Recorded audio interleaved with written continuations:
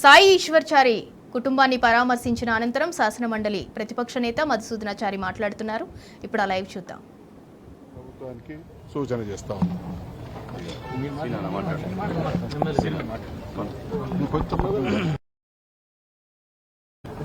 ఇది ఈశ్వరాచారి గారి మరణం అనేది తీరని లోటుది. ఆనాడు తెలంగాణ ఉద్యమంలో శ్రీకాంత్ చారి ఏ రకంగా అయితే తన ఆత్మ బలిదానం చేసుకున్నాడో, ఆయన చనిపోతున్న సందర్భంలో కూడా నా చావే చివరి కావాలి, దీని తర్వాత ఖచ్చితంగా బీసీలకు రాజ్యాధికారం రావాలి అనే తపనతో, ఆవేదనతో, మదన పడుతూ సర్పంచ్ ఎలక్షన్లో ఉన్న రిజర్వేషన్ కూడా పోయింది కదా అని బాధతో ఆయన పని చేసుకోవడం జరిగింది. ఉదయం హాస్పిటల్ మేము చెప్పినాం, ప్రయత్నించండి, ఇక్కడ జనరల్ వార్డులో పెట్టిండ్రు, కొట్టుమిట్టాడుతూ ఉన్నాడు, కనీసం నిమ్స్కు తరలించండి, లేదంటే అపోలో హాస్పిటల్ యశోదనో కేరు పంపించండి అని అడిగినాం, రిక్వెస్ట్ చేసినాం. అక్కడ మందులు సరిగా లేవని నర్సులు చెప్తా ఉన్నారు, సరిగా వసతులు లేవు సార్ ఇక్కడ అని.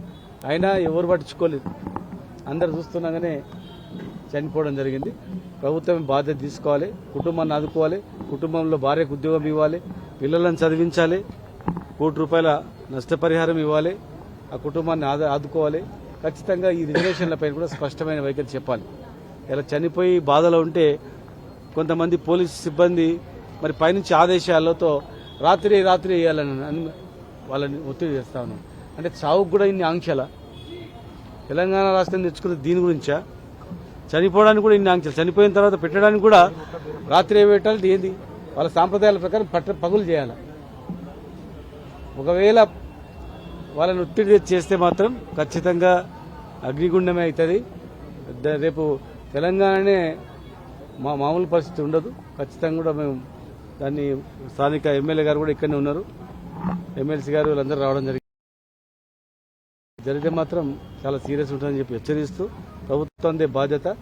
మరి బీసీ ప్రజలు కానీ మిగతా వాళ్ళు కానీ, బీసీలే కాదు చాలా మంది ఉన్నత స్థానంలో ఉన్నటువంటి వాళ్ళు కూడా రిజర్వేషన్ కోరుకుంటా ఉన్నారు.